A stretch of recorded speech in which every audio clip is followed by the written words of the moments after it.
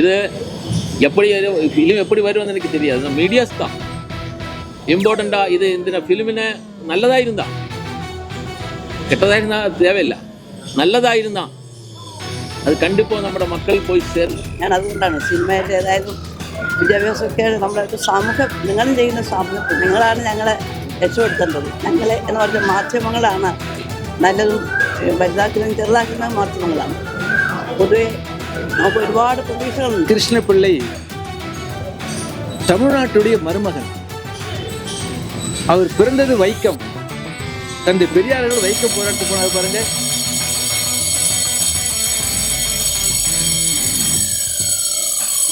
என் பேர் ஐஸ்விகா. இது என்னோட ஃபஸ்ட்டு தமிழ் மூவி தான். First of all I thank Anil Nagendran sir for giving me, trusting me for giving this powerful character, because Tangama is represent the silent strength.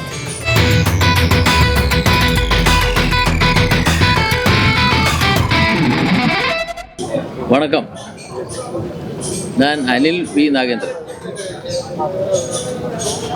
இந்த திரைப்படம் வீரவணக்கம் ഇത് തമിഴ്നാടോടെ കേരളത്തിൻ്റെ ഒരു വരലാറുണ്ടാ. നമ്മൾ രണ്ട് സ്റ്റേറ്റോടെയും புது ஜெனரேஷன் நம்ம மிகப்பெரிய வரலாறத்தை மறந்து போய்க்கொண்டிருக்குது. நம்ம புது ஃபிலிம்ஸ் எல்லாம் வரும்போது புது சூப்பர் ஸ்டார்டம் வருது, புது புது ஸ்டைல் ஆஃப் ஸ்டோரிஸ் வருது. ஆனால் നമ്മുടെ ദ്രാവിഡ പാരമ്പര്യം, നമ്മുടെ കൾച്ചർ, இந்த രണ്ട് സ്റ്റേറ്റോടെയും സഹോദരത്വം, நம்ம ஒரே தாய் மக்கள் தான், ഇതെല്ലാമേ ചേർത്ത ഒരു സബ്ജക്റ്റ് ഫിലിമായി വരേണ്ടത് ഇന്നത്തെ நம்ம காலத்திൻ്റെ ஒரு இம்பார்ட்டண்ட் நீடு தான், தேவை. அதுக்காக நான் பண்ணி வச்ச மூவி தான் வீரவணக்கம். இதில் சப்ஜெக்டு தான் இதில் ஹீரோ. இது நம்ம வரும் தலைமுறை கூடி நம்ம இந்த விஷயத்தை ஞாபகத்தில் வச்சிடணும். இல்லைன்னா நம்ம எல்லாமே சோர்ந்து போயிடும். இந்த திராவிட பாரம்பரியத்தை பற்றி இந்த கேரக்டர், இந்த சிறுதாயந்திர கேரக்டர், இந்த கேரக்டர் பண்ணிய PK மேதினி என்ற இந்த அம்மா, இது தமிழ்நாடு மக்களுக்கு எந்த அளவுக்கு தெரியும்னு எனக்கு தெரியாது. ஆனால் அம்மா வந்து அந்த பிரிட்டிஷுகாரோட ஃபைட் பண்ணி ஒரு போராளி. நிறைய டைமில் அவர் ஜெயிலுக்குள்ளே அந்த காலத்தை அடைச்சி வச்சுட்டார். அதுக்கப்புறம் அவர் கம்யூனிஸ்டாகி மாறிட்டார். ஒரு 75-80 வருஷமாகி கேரளாவிலே ஒரே ஒரு புரட்சி பாடல் அவர் சிங்கர் அவர் தான். அவருக்கு மேலே கம்பேரிசன் கூட கிடையாது. ஒவ்வொரு மக்களுக்கும், அது கட்சிகளுக்கு அப்புறம் எல்லா மக்களுக்கும் பிடிക്കുന്ന ஒரு பாடகி, புரட்சி பாடகி தான், ஒரு ஃப்ரீடம் ஃபைட்டர் தான். அதுக்கப்புறம் கேரளாவில் மாற்றி மறிச்ச கேரளா ஸ்டேட்டோட அந்த சொசைட்டியை மாற்றி அந்த கம்யூனிஸ்ட் கட்சி எல்லாமே ரொம்ப சக்தியாக வந்த அந்த ரெவல்யூஷனோட ஒரு முக்கியமான தலைவி தான் அவர். அவர் நடித்த 2 ஃபிலிம்ஸ் இருக்குது, 2ம் நான் டைரக்ட் பண்ணிய ஃபிலிம் தான். இப்போது இந்த கேரக்டர் நம்ம 2 ஸ்டேட்டோடைய மக்களுக்காக ഞങ്ങളുടെ ഒരു ഹമ്പിൾ കോൺട്രിബ്യൂഷൻ தான். அம்மா சொல்லி கொடுക്കുന്ന வாக்கு இந்த தமிழ் மக்களோடு தான். நம்ம பெரியாரோட முற்போக்கு சிந்தனைகள், நம்ம திராவிட பாரம்பரியம், இந்த ஜாதி மதம் ஒன்றும் இல்லாமல் நம்ம ஒரு மனித குணம், இதெல்லாமே இந்த அம்மா சொல்லி கொடுக்கும்போது நம்ம ஒரு தாய் மக்கள்னா அந்த ஒரு கான்ஸ்டன்ட் ஃபீலு, அதுதான் என்னோட ஃபிலிமினோட ஒரு இம்பார்ட்டண்ட் மெசேஜாக நான் என்னோட ஃபீல் அப்படி தான். இது ஃபிலிம் எப்படி வரும்னு எனக்கு தெரியாது. மீடியாஸ் தான் இம்பார்ட்டண்ட்டாக. இது இந்த ஃபிலிமினை நல்லதாக இருந்தால், கெட்டதாக இருந்தால் தேவையில்லை, நல்லதாக இருந்தால் அது கண்டிப்பாக நம்ம மக்கள் போய் சேர வேண்டிய விஷயம். இந்த அம்மா வந்து PK மேதினி, அவர் வந்து ஆக்சுவலி பி கிருஷ்ணபிள்ளையோடு சேர்ந்து போராளி தான் அவர். அவர் லாஸ்ட்டு வந்து உங்களை பார்த்த மாதிரி 1948 ஆகஸ்ட் 19 பாம்பு கொத்தி சிறந்து போகும்போது அந்த குடிசுக்கு பக்கத்தில் தான் இவரோட ஊர். அந்த அண்டர் கிரவுண்டில் இருக்கும்போது அவருக்கு காப்பி அதெல்லாமே சுடுதண்ணி இதெல்லாம் கொண்டு கொடுத்தா ஒரு கேர்ள் தான் அம்மா. அந்த அவர் இவருக்கு குறைச்சி டியூட்டி கொடுத்துட்டாரு. அந்த இஎம்எஸோட புக்ஸு அதெல்லாமே தடை பண்ணியிருந்த டைம் தான். இதெல்லாமே கொண்டு ஊருக்கெல்லாம் கொடுக்குற எல்லாமே அந்த கேர்ள் தான். அந்த போராளி தான் அவர். இது வரைக்கும் இது ஒரு போராட்டம் தான். இந்த ஃபிலிமில் நடித்ததும் ஒரு போராட்டம் தான். அம்மா PK மேதினி, அதே மாதிரி இதில் சமுத்திரக்கனி தான் பி கிருஷ்ணபிள்ளை நடிச்சிருக்குது. ரொம்ப அவரோட லைஃப் அவரோட ஒரு லைஃப் ஸ்டைல் தானே அவர் டோட்டலாக ஃபுல் ரிஹர்சல் எடுத்து அவர் பண்ணி கொடுத்துட்டாரு. ஃபஸ்ட்டு மூவிலும் அவர் தான் நடித்தது, இப்போதும் அவர் தான் நடித்து கொடுத்தது. பரத் வந்து டிஃப்ரெண்ட்டான ஒரு கேரக்டர். அவரோட ஃபஸ்ட்டு காதல் மூவி பார்த்தவருக்கெல்லாம் தெரியும். அந்த கேரக்டரோட ஒரு ரிப்ளை தான் இந்த கேரக்டர். அதே மாதிரி அனதர் ஹீரோ இஸ் ரிதேஷ். அவர் வந்து இதில் ஒரு போராளி தான். ரிதேஷ் வந்து ஒரு வண்டர்ஃபுல் ஆக்டர் தான். அந்த ஃபிலிமுக்காக என்ன நான் ஒரு 2 வருஷம் கொடுத்த டியூட்டி எல்லாமே அந்த வேலை எல்லாமே பண்ணி ரிஹர்சல் எடுத்து தான் அவர் போராடி தான் இந்த ஃபிலிம் நடித்தது. ஐஸ்விகா வந்து பி கிருஷ்ணபிள்ளையோட ஒய்ஃபு தங்கம்மாவோட கேரக்டர் பண்ணியது ஐஸ்விகா தான். ஃபஸ்ட்டு தமிழ் ஃபஸ்ட் டைம் தான். நிறைய பேரை இன்ட்ரடியூஸ் எனக்கு சொல்ல வேண்டியது இருக்குது. நான் டைம் கம்மி தான். இந்த மூவி 29க்கு ரிலீஸ் ஆக போகுது. இது கேரளாவிலும் சேம் டைம் ரிலீஸ் தான். ஆனால் எனக்கு எக்ஸ்பெக்டேஷன் வந்து தமிழ் தான். இது இந்த இண்டஸ்ட்ரியில் நமக்கு இந்த மாதிரி ஃபிலிம் தேவைப்படுவன்னு இந்த மீடியாஸ் தான் ஒரு முடிவெடுத்த போக வேண்டியது. அப்போ தான் நமக்கு நம்மளோட ஸ்டேட்டு மற்ற எல்லா மக்களுக்கும் இது இங்கிருந்து வெளியே போக கூட நமக்கு இந்த மாதிரி வரலாறு இருக்குது. இந்த அநீதிக்கு அகென்ஸ்டாக நமக்கு எந்த மாதிரி போராட்டங்கள், நீதிக்கான போராட்டங்கள் எல்லாமே எப்படி இருந்தது எல்லாமே இந்த ஃபிலிமில் இருக்குது. So I request your help. இது வந்து மார்க்சிஸ்ட் கட்சி தலைவர் காம்ரேட் ஜி ராமகிருஷ்ணன் என்னோட ஃபஸ்ட்டு மூவி பார்த்ததுக்கப்புறம் அவர் ரொம்ப அப்ரிஷியேட் பண்ணி என்ன கூப்பிட்டார். அதுக்கப்புறம் இதெல்லாம் அவர் சப்போர்ட்டு, அவரோட ஆதரவு எனக்கு ரொம்ப உதவியாக இருந்துச்சு. அவர் வந்து இந்த அம்மை ஆதரவு பண்ணி போது இதை ஓனர் பண்ணிய போது அது தானே எனக்கு கிடைச்ச ஒரு பெரிய பிளஸ்ஸிங் ஆகி நான் ஃபீல் பண்ணுறேன். இது வந்து வேறு ஒன்றும் எனக்கு இல்லை. அந்த அம்மா வந்து இந்த ஃபிலிமை பாடி அந்த ரெட் சல்யூட் வந்து பாட்டு பாடுவான்னு நான் கேட்டாச்சு. அது வந்து இப்போது இந்த 94 இயர்ஸில் அவரோட வாய்ஸ் வந்து இப்போது வந்து ட்ராவலிங் ஆகியதுக்காக எனக்கு தெரியல. பட் ஆனால் இப்போதும் அவர் அழகாக பாடுவார். ஸோ முடியுமா? ஒரு 2 வாக்கு പറഞ്ഞു മലയാളത്തിൽ പറഞ്ഞു. എല്ലാവർക്കും എൻ്റെ വിനീതമായ വണക്കം. ഒരു സിനിമ നടിയല്ല ഞാൻ, പക്ഷേ ജീവിതത്തിലെ എൻ്റെ ജീവിതമാണ് പകർത്തിയതെന്ന് എനിക്ക് നന്നായിട്ട് അറിയാം. വലിയൊരു പ്രസ്ഥാനം, അടിച്ചമർത്തപ്പെട്ടൊരു ജനതയുടെ മോചനത്തിന് വേണ്ടിയിട്ടുള്ള സമരങ്ങളിൽ ഞാൻ 12 വയസ്സായിട്ട് ഇരിക്കുമ്പോൾ കൃഷ്ണപിള്ള ഉൾപ്പെടെ AKG EMS എല്ലാവരും എന്നെ തലോടിയവരാണ്. ആ തലോടലാണ് ഒരുപക്ഷെ എൻ്റെ ഊർജ്ജം. അതുകൊണ്ടാണ് നേരിട്ട് നിങ്ങളോട് ഈ കഥ പറയാൻ ഞാനിവിടെ എത്തിയത്. അഭിനയിച്ചപ്പോഴൊക്കെ എന്നൊരു കാര്യം സൂചിപ്പിക്കുന്നു. അടിച്ചമർത്തലിനെതിരെ ഒരുപക്ഷെ തമിഴ്നാട് കേരളവും ഒക്കെ കുറച്ച് മെച്ചമാണെങ്കിലും ഇന്ത്യയുടെ വിവിധ സംസ്ഥാനങ്ങളിലുള്ള ഇപ്പോഴും ജാതി മത ചിന്തകൾ വല്ലാതെ നമ്മുടെ അലക്ഷണമുണ്ട്. മാധ്യമങ്ങൾ നിങ്ങൾക്കറിയാം, നിങ്ങളാണ് അതിൻ്റെ ആളിൽ. ഉണ്ടാകുന്ന അനുഭവങ്ങളെക്കുറിച്ച് ചെറുപ്പം കുട്ടികളെയാണ് അവരെ ഏത് രംഗത്തേക്ക് വന്നാലും കൊള്ളാം. അപ്പോൾ അത് ഒരു ജനാധിപത്യ സാംസ്കാരിക രംഗത്തല്ല, അതിൻ്റെ കൂടെയാണ്. ഇതിനകത്ത് എല്ലാ തലമുറയും ഉണ്ട്. ആ തലമുറയിലെ ഈ പരിപാടി ഇതിൽ പങ്കെടുക്കുന്ന എല്ലാവരെയും ഞാൻ വളരെ വിനയപൂർവ്വം അഭിവാദം ചെയ്യാണ്. കാരണം മറ്റൊന്നുമല്ല, ഇങ്ങനെ ത്യാഗം ചെയ്യാനായിട്ട് ഈ കുട്ടികൾ ഇത്രയോ ആളുകൾ ഇതിന് പിന്നിൽ എൻ്റെ ഞാൻ മോനെന്നെ വിളിക്കുകയുള്ളൂ. കാരണം വളരെ ഞാനീ ഒരു അഭിനേത്രി അല്ലായിരുന്നു. പൊളിറ്റിക്കലാണ് എൻ്റെ ഇത്. ഞാൻ എൻ്റെ പാർട്ടി സംഘടനകളെ ITUs, ഞാനൊരു മിൽത്തൊഴിലാളിയായിരുന്നു. 24 വർഷക്കാലം ടെക്സ്റ്റൈൽ മില്ലിൽ പണിയെടുത്ത അതിൻ്റെ ചില വിഷയങ്ങളാണ് എന്നെ ഇങ്ങനെ ആക്കിയത്. നിങ്ങൾക്കറിയാലോ, മില്ലിൽ ജോലി ചെയ്യുന്ന ആളുകളുടെ അപ്പോൾ അടിച്ചമർത്തപ്പെട്ട ജനത ഇപ്പോഴും അനാരോഗ്യത്തിൽ അവരുടെ അവകാശങ്ങൾ അവർക്ക് കിട്ടേണ്ട നീതികൾ കിട്ടുന്നുണ്ടോ എന്ന് എനിക്ക് സംശയമുണ്ട്. പക്ഷെ നമ്മുടെ 2 സംസ്ഥാനങ്ങളിലും അത് കുറച്ചേറെ, കേരളത്തിലൊക്കെ സ്ത്രീ പുരുഷ ബന്ധങ്ങളൊക്കെ തുല്യമാണ്.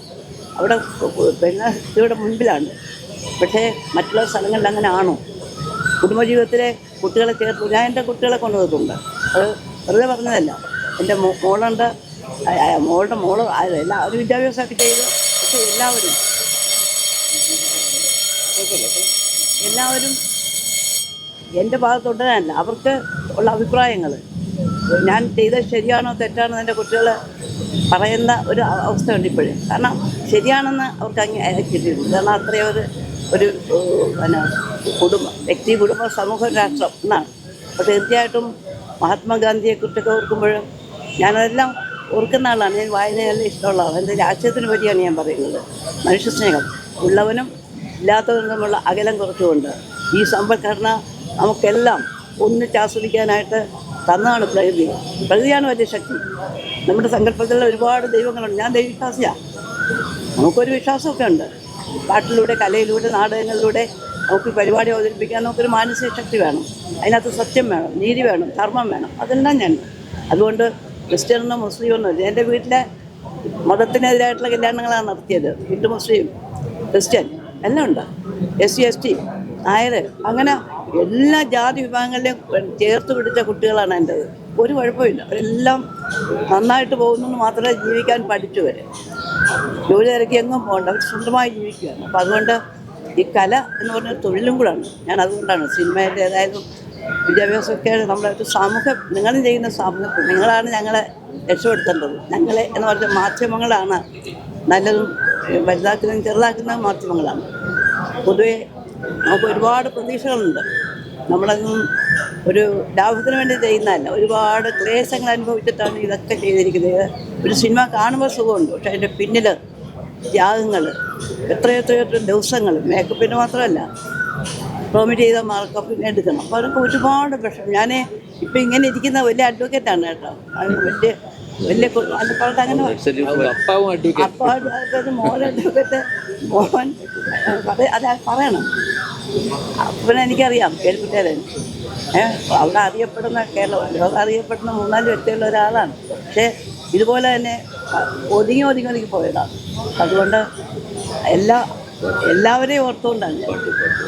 അതുകൊണ്ട് പാട്ട് പാടണമെന്ന് പറഞ്ഞു നോക്കാം കേട്ടാ. സിനിമയിലെ ഒരു പാട്ട്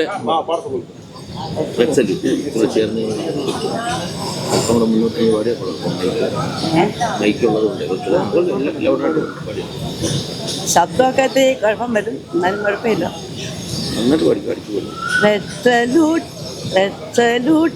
രക്തസാക്ഷി ഗ്രാമങ്ങളെ പുന്നപ്രവയലാർ ഗ്രാമങ്ങളെ ഉലകിലെ വീരപുളകങ്ങളെ റെഡ് സല്യൂട്ട് വീരകേരളത്തിൻ്റെ രോമാഞ്ചങ്ങളെ വിപ്ലവ കൊടിയിലെ രക്തരേണുക്കളെ വീരകേരളത്തിൻ്റെ രോമാഞ്ചങ്ങളെ വിപ്ലവ കൊടിയിലെ രക്തരേണുക്കളെ നിങ്ങൾ തന്നോർമ്മയിൽ വിടർന്ന ചെങ്കൊടിയുമായി ഞങ്ങളായിരങ്ങളിന്നു നേർന്നതാണ് റെഡ് സല്യൂട്ട്. ഞങ്ങളായിരങ്ങളിന്നു നേർന്നതാണ് red salute.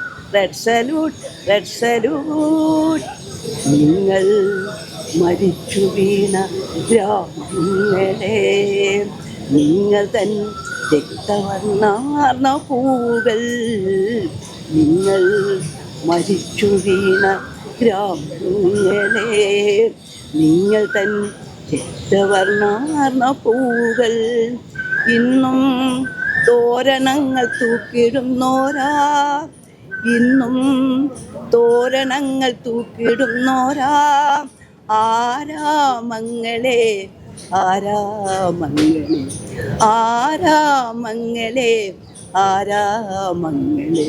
Red salute, red salute, red salute.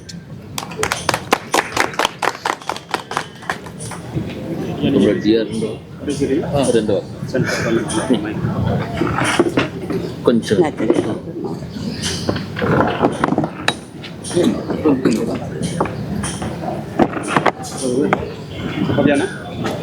ஓகேவா? எல்லாருக்கும் வணக்கம். உங்களை போலவே 2 வாரத்துக்கு முன்னாடி நானும் என் கட்சியின் மாநில செயலர் சண்முகம், இந்திய கம்யூனிஸ்ட் கட்சி செயலாளர் முத்தரசன், திராவிட கழக தலைவர் வைப்புக்குரிய கி வீரமணி, விடுதலை சித்த கட்சியினுடைய தலைவர் தோல் திருமாவளவன், இன்னும் பல பேர் இந்த படத்தை பார்த்தோம். இன்றைக்கி நீங்கள் பார்த்துருக்கிறீங்க. நீங்கள் எழுதணும், பேசணும். 1-2 மட்டும் விஷயத்தை மட்டும் நான் சொல்ல நினைக்கிறேன். இந்த படத்தினுடைய நாயகன் சமுத்திரக்கனி. சமுத்திரக்கனி பி கிருஷ்ணபிள்ளையாக நடிச்சிருக்கார். பி கிருஷ்ணபிள்ளை தமிழ்நாட்டுடைய மருமகன். அவர் பிறந்தது வைக்கம். தந்தை பெரியார்கள் வைக்கம் போராட்டத்துக்கு போனார் பாருங்க.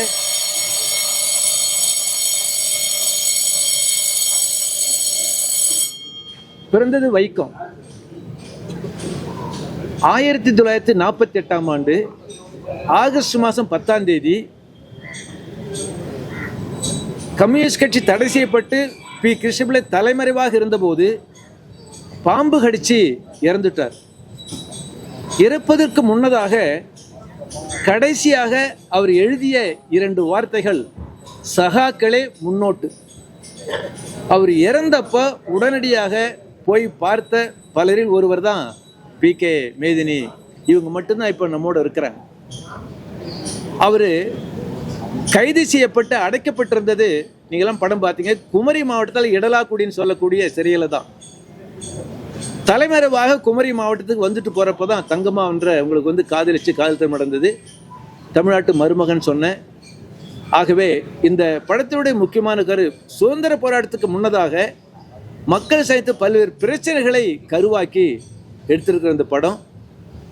குறிப்பாக தந்தை பெரியாருடைய சமூக சீர்திருத்த இயக்கத்தை கொண்டாடுகிற போது, அதே போலவே கேரளாவில், அதாவது தமிழ்நாட்டோட ரொம்ப மோசம், விவேகானந்தர் கேரளாவுக்கு போயிட்டு அங்கிருந்து திரும்பறப்ப என்ன சொன்னார்னா, கேரளாவை பற்றி லூனட்டிக் அசைலம்னார், பைத்தியக்காரர்கள் கூடாரம்னார். அந்த பைத்தியக்காரர்கள் கூடாரத்தை தகர்க்கக்கூடிய படமாக படம் வந்திருக்கு. நான் இதுக்கு மேலே சொல்ல விரும்பல. தமிழ்நாடு கேரளா இரண்டையும் இணைத்து எடுத்து அநேகமாக முதல் படம்னு நினைக்கிறேன். ஆகவே இந்த படத்தை மக்கள் மத்தியில் கொண்டு செல்ல வேண்டிய பொறுப்பு உங்களுக்கு சொல்லி நான் சுருக்கமாக என்னுடைய இந்த விளக்கத்தை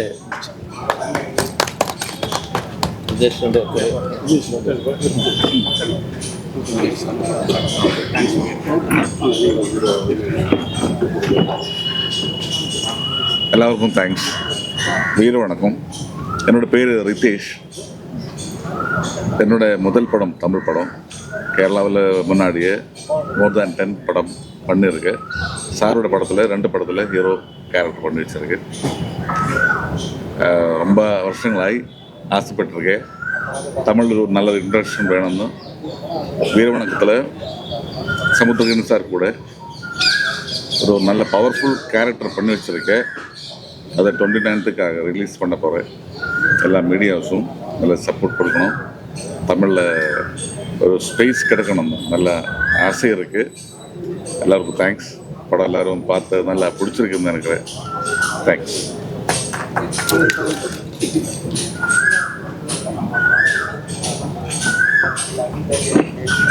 என் பேர் ஐஸ்விகா. இது என்னோட ஃபஸ்ட்டு தமிழ் மூவி தான். First of all I thank Anil Nagendran sir for giving me, trusting me for giving this powerful character, because Tangama is represent the silent strength and the courage of women in that era. So I am so happy that I got it for Anil Nagendran sir and the whole team. Thank you so much. எல்லாரும் படம் தியேட்டரில் தான் போய் பார்க்கணும், support பண்ணணும். Thank you so much. Sir director sir Samuthirakani sir ஏன் sir வரல? இப்படி ஒரு புரட்சி படம் பரத்தையும் காணும் நம்மூர்காரங்களை வச்சு மலையாள படம் எடுத்திருக்கீங்க. தமிழ் படம், அவர் தமிழ் வந்து படம்.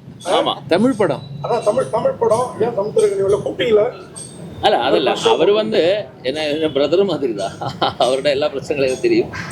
அவருக்கு இப்போ அவர் ரொம்ப பிஸியாக இருக்காரு. நம்ம தெலுங்குல கன்னடையில் எல்லாத்துலையும். இருந்தாலும் இப்படி ஒரு படத்துக்கு வந்திருக்கலாம். அல்ல அது ஒரு நாள் நம்ம இமிடியேட்டாக பிளான் பண்ணும் போது அது சில வெற்றி விழாவுக்கு சில பிரச்சனைகள் வந்து அது அவர் பிரதர் மாதிரி தான் எப்போ. ஓகேம்மா, தேங்க்ஸ்மா, thanks. Thank you so much. Thank you all.